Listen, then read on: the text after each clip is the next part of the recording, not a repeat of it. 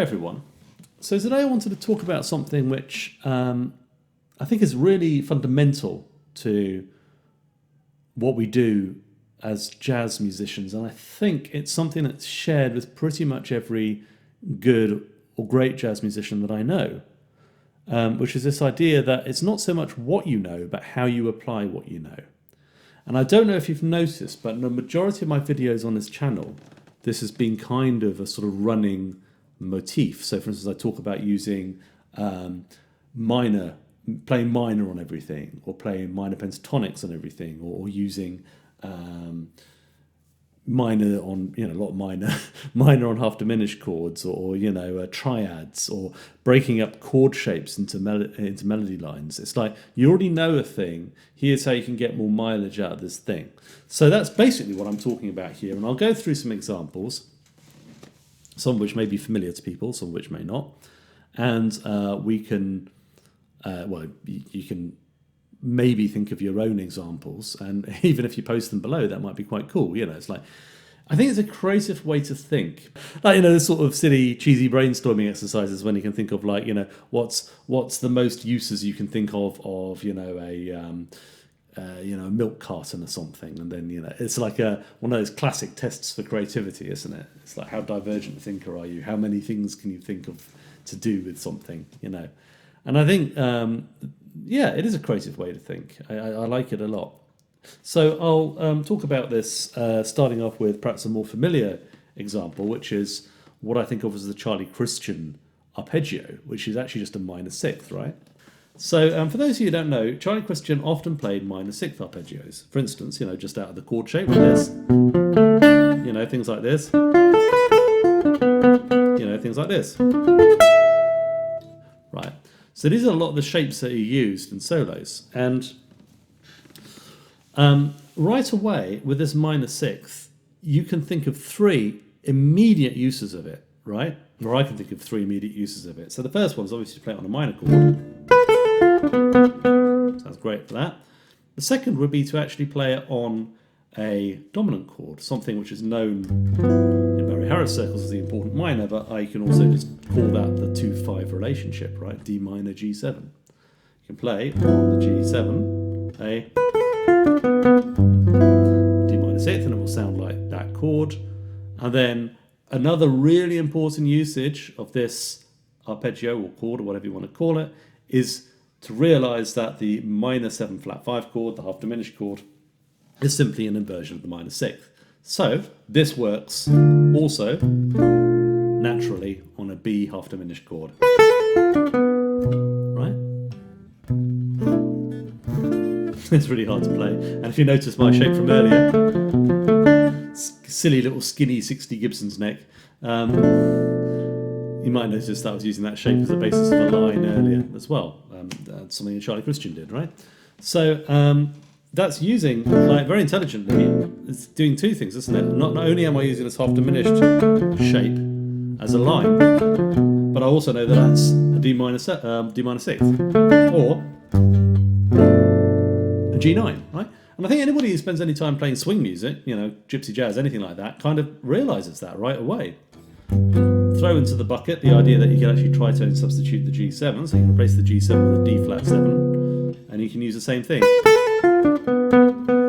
So that raises the possibility, for instance, if I'm playing like a minor 2-5-1, B minor 7 flat 5, E7. I think Jazz Duets just did a thing about this, actually, about this relationship. So watch his video, I'll post it above. A minor sixth. So you can do on this chord, on the B half diminished, well, that's obviously our friend D minor sixth. On the E7, for instance, you could put a F minor sixth, and then on this, obviously an A minor sixth. So I can go, it's a D, and then maybe I'd use that shape because it fits better with the other ones. So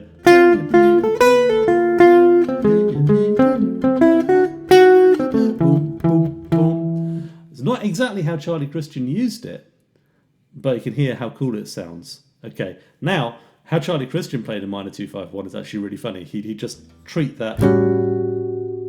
If I was going to go into D minor, Let's do A minor. Keep it the same. Yeah. He'd treat that minor 2-5 here. He'd just treat that as being a major 2-5 and just play the minor 6th up a step. So you play this. You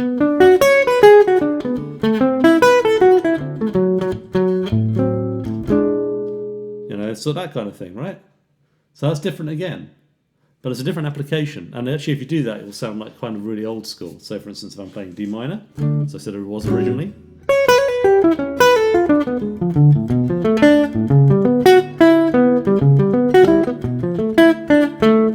It also reminds me of the introductory vamp from Nika's Dream, for instance, which is 2 minor major 7th chords, or you could play minor 6th, separated by a whole step.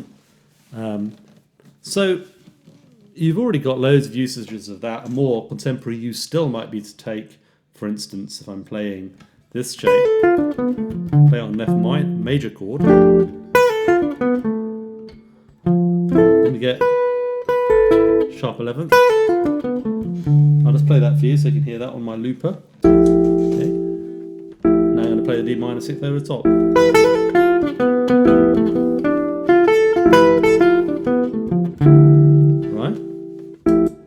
So that's, yeah, and I'm sure that I'm only scratching the surface of the possible uses of that particular arpeggio. But that's a familiar one. And then you've got all these ways you can decorate the arpeggio. Turn it into a line. And then, of course, you've got the fact that, well, actually, we can take this and turn it into a scale if you want to. A melodic minor scale, perhaps. Or a Dorian.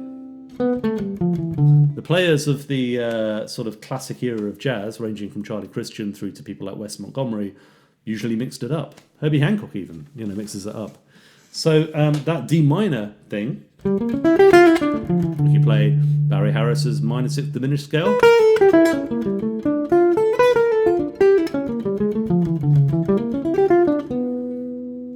You can play that over any of those things, right?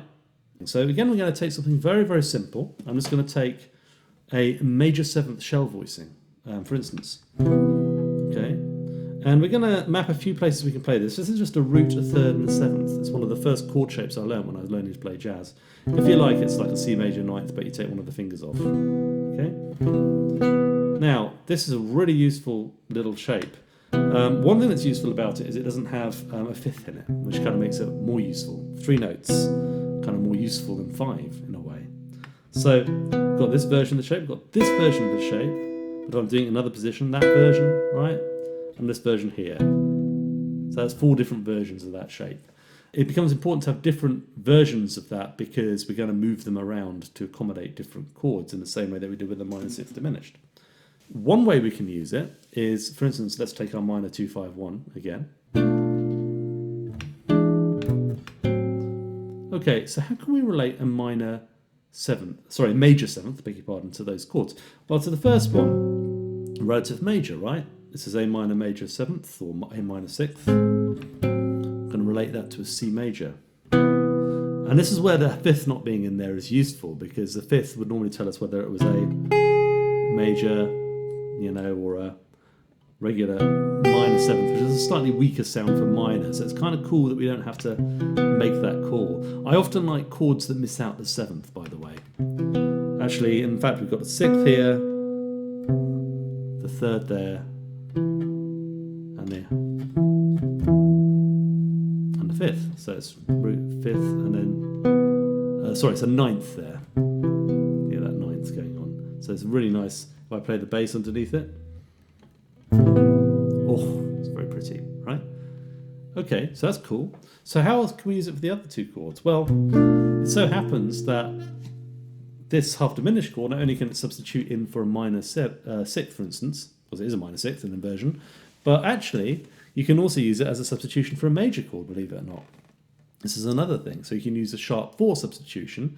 So, for instance, the first chord of I Thought About You was originally F major, but it can be replaced with the sharp 4 substitution, or tritone substitution, of a minor 7 flat 5. So instead of F major 7th, you can actually have B minor 7 flat 5, B half diminished.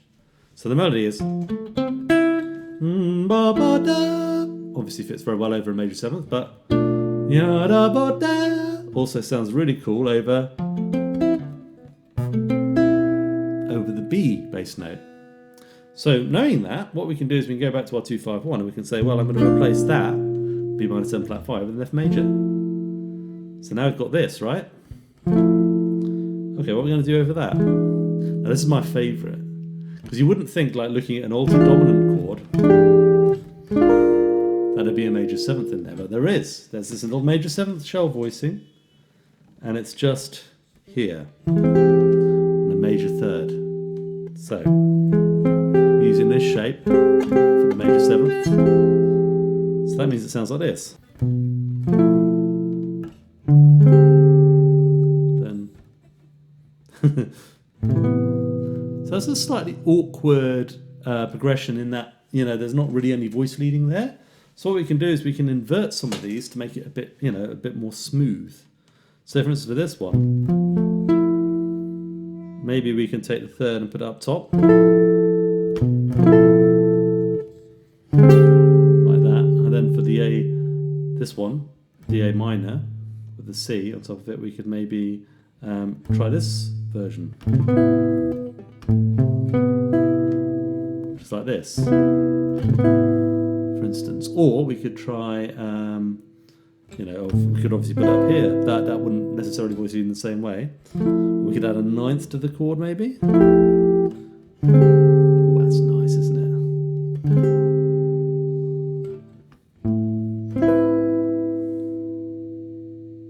it? Yeah.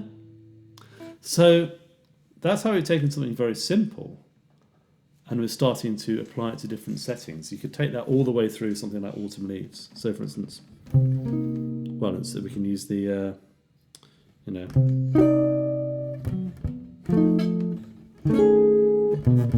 oh, well, that is a major seventh, right? Same major seventh there.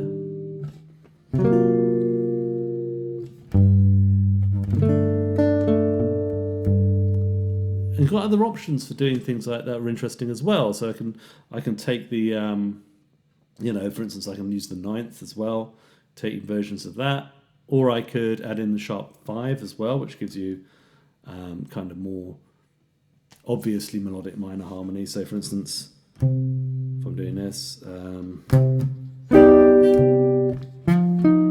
that'd be, where's the sharp 5 in that?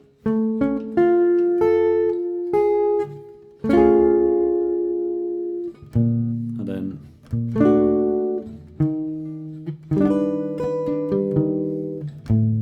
this would be this.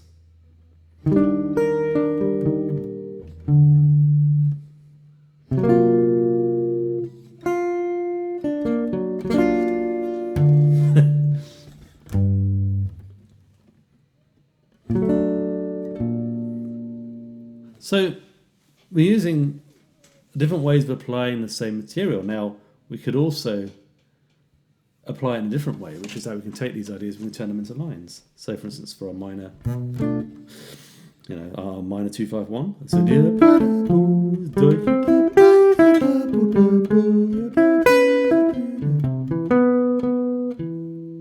for instance.